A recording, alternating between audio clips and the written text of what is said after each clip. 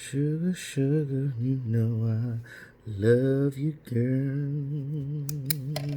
Hey, what it do, y'all? It's your boy E2 Blue. Coming back at you again. Coming back at you again. How y'all doing this morning? Now, I know y'all already heard the news last night. It broke last night. I'm gonna tell you why I didn't do a video last night, but Cowboys made a surprising move and got a great defensive end in Everson Griffen. Now, before I get into it, I just want to say real quick, like when the news broke last night, right? I was at the skating rink, right? I was out there getting my practice on, getting my little cardiovascular workout, and I'm leaving the rink because I don't normally have my phone. Well, unless I'm shooting a video of myself, of course, but I normally keep it in my skate bag. So when I was leaving out the rink, I was like, what the hell? Cowboys sign? So I saw the article come up, right? And I didn't believe it at first. I was like, no. Then one of the subscribers sent me a DM with it. And I was like, wait a minute, is this factual? So then I kept looking at more sources and I was like, okay, let me check DallasCowboys.com because they're not gonna lie, right? So I see it on there, and then I saw that that Big Game James was live. Skywalker still did his video. And of course, Mark Holmes did his video, and I was like, damn, they done broke it already. Now, one thing you guys know about me, I'm not always, I'm rarely ever the first one to break news because I like to get the facts because, when stuff breaks real fast, nobody really knows what the terms are. I want to be able to tell y'all what the numbers are. I want to give y'all the numbers. I want to give y'all some substance when I'm talking about it. I don't want to sit here in a video and look at the camera and be like, well, they signed this player, but I don't know to what degree.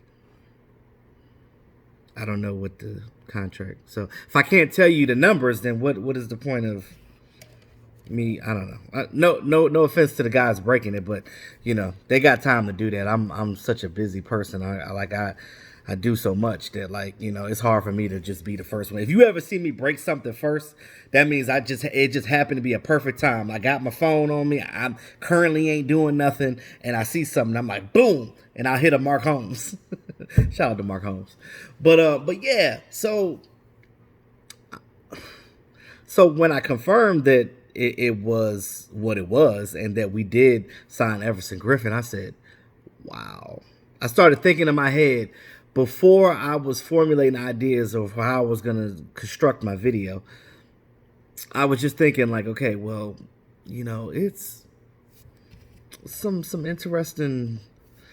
This could be the start of something different. So we talked about, I just want to quickly talk about, the recent past. Now, I've told you guys before on live streams, on live streams and things of that nature about the situation with Jason Garrett and how our mindsets have been in this whole mediocre mode for the last decade. Now, everybody is shocked that we're doing different things now, but don't be, because this is a whole different era. It's a whole different era, right? We are out of the Garrett and we are into the Mike McCarthy. We know that Mike McCarthy is an aggressive coach. We know that he's going to go out there and get talent. We're not used to doing that. I know last year we got Robert Quinn.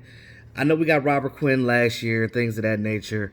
But I love that pick. I did. I wish Robert Quinn would have stayed on the team, but hey, we got Everson Griffen now. I'm not even mad anymore. But we will get a comp pick. I think a third or fourth round for losing Robert Quinn, and we lost Byron Jones. So we'll get maybe like 3 comp picks for the guys that we lost or something like that, 3 or 4 of them. But that's always good to have more picks for next season. Now, as I digress, I do want to say real quick that a whole lot of things can happen with this signing, and I'm going to explain it in a second. Now, we know that with this new coaching staff, they're going to go out and get talent. And if you listen to, and you guys know, I know you guys seen the press conference yesterday for the opening training camp. Jerry Jones spoke, Stephen Jones spoke, Dak Prescott spoke. So Mike McCarthy. So in his press conference he did, but Stephen Jones kind of told you a little bit, like if you go back and listen to it, real quick, he like in one little segment he said, "Oh, we're not done making moves." So they already knew that this was going to happen at that time. They just didn't tell nobody. Nobody knew. Obviously, you got to keep something secret. You know what I'm saying? Because you got to make something pop. And it seemed like the Cowboys always do these deals around like 9 o'clock p.m. Eastern time, things of that nature. See, I'm on the East Coast, so that was 9 o'clock my time. So again, I was at the rink at the time. So when I came out and saw my phone, I was like, "What the hell did I miss?" I didn't think that they were going to sign anybody. I thought that maybe we would have got somebody like, you know how we used to always pick guys, and y'all used to be like, "Oh my God, he's not gonna make an impact. Why did we get that guy? We should have got that guy." And those of you that wanted Jadeveon Clowney, I'm gonna tell you about Jadeveon. I'm not a fan of Jadeveon. I'm not gonna say he's a give up guy, but his motor is not like, he kind of takes plays off. You don't need a defensive end that takes plays off. This is the reason why Seattle didn't want him back. This is the reason why the Texans didn't want him back. So you look at that situation, and then all of a sudden he wanted more money, and it's like, bruh, nobody's gonna give you all this money that you're asking for because you're not that great. Seattle wanted Everson Griffen, though. They were trying to get Everson Griffen from the Vikings via a trade. But as you guys know, Everson Griffen opted out of his contract before the last year of it. Whatever issues he had there, I don't know. But it had to have been some type of issue for him not to want to continue playing there anymore. Now, we know that he wanted to go to a competitor. We know that he wanted to go to a team that could possibly make it to a Super Bowl. He wasn't just going to go to anybody. That's why he took till August to be like, all right, well, let me sit back in the offseason, figure things out. Is the COVID anything? If I don't play this year, whatever, I got the year off. I can come back and play next year. Now, he is a 10-year veteran. He's 32 years old. So these are the numbers, and I'm giving you the numbers. Everson Griffen signs on a 1-year deal, $3 million base. So he's getting his $3 million for the year guaranteed, but he can make up to $6 million with incentives. Now, they don't really expose the incentives, but we know what incentives are. If you know football, you know. It's sack totals, for whatever position you play, right? If you're defensive end, it's going to be sack totals. It's going to be pressures. It's going to be things of that nature. He is a 4-time Pro Bowler. He was drafted by the Vikings in 2010 in the 4th round. He has 74.5 career sacks. He had a 13-sack season in 2017. And then last year with the Vikings, he had 9.5 sacks. Biggest thing about him, what he brings to the Dallas Cowboys, now that the Cowboys signed him, he brings toughness. He can play the run well. He's quick off that line. And he has a motor that's constant. It don't stop. He's a guy that when the quarterback is throwing the ball and the offensive lineman is blocking him off and shielding him and maybe knock him down, he'll get up. If the play is still going, he'll get to the quarterback, even if he missed him the first time off of a shed block. So that's what you want.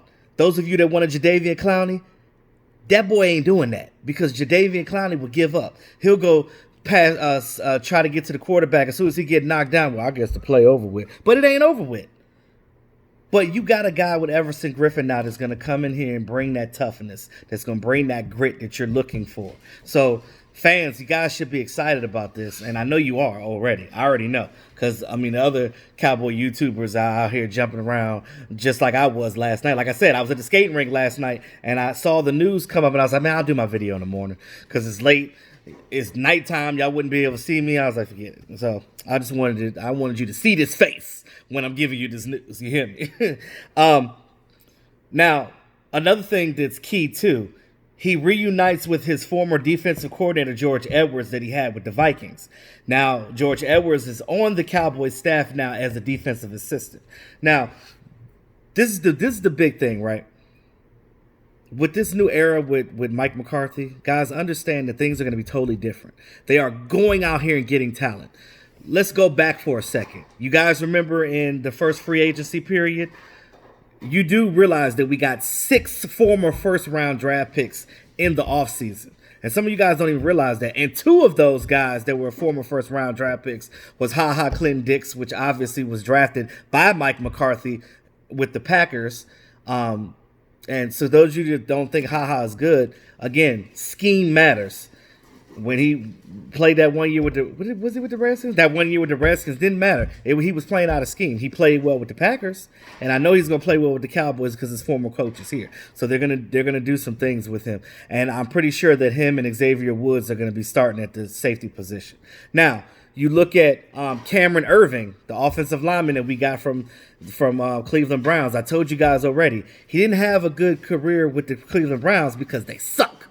Right? So you can't be the only great offensive lineman on a line that the rest of the guys suck. Because as you know, offensive lineman work is one cohesive unit. It's just like a marching band, one sound. You gotta be together. Because if you're not of his offensive line, that chain is gonna be broken. It's like a fence. If there's a weak point in the fence, that defense is gonna plow through that and break it down. So you gotta look at it from that standpoint. Now, as far as this defense goes, Jim Tom Sula and Mike Nolan already stated that they're going to be rotating these guys in and out, and that should just make you salivate at the mouth just by even hearing that. Because look at it, your defensive ends right now.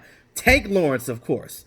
Tyrone Crawford is back, and I know some of you guys don't want Tyrone Crawford on this team. I don't understand why, because if you go back and look at tape, when Tyrone Crawford was in this game, we weren't getting gashed up the middle by running backs. Y'all remember when we got our ass whooped by C.J. Anderson? Because Tyrone Crawford and Antoine Woods wasn't there. So, and then Tyrone Crawford has position flex. He can play the 3 technique, and he can play the pass rusher defensive end position, either the left or the right side. So you want a guy like that. And I understand he had hip surgery, but these players nowadays with this advanced medicine or whatever they're doing, these cortisone shots, whatever it is, they're doing different things. And I know that him and Don Terry Poe right now are on the PUP, but that's just precautionary because they don't really need them right now. Training camp is really technically not starting practicing till Friday. They're going to be in shells tomorrow. So, it's a lot to be excited about, guys. Now, I know that COVID is going on. We don't know if we're going to have a full season. But the fact of the matter that we got players now, you got Tank Lawrence. You got Tyrone Crawford. Now you got Everson Griffen. And you got Alden Smith. So you take these guys that some of them are former first-round draft picks on this line together in a rotational standpoint, there's no drop-off. Now, I feel sorry for Tristan Hill. I don't know where he's going to be because even if you look at the defensive tackle position, you look at this line as a whole. Now to talk about defensive tackles, Don Terry Poe, Antoine Woods, Tristan Hill, but you forget about these guys on the outside and then the backup defensive ends. Don't forget about Dorrance Armstrong,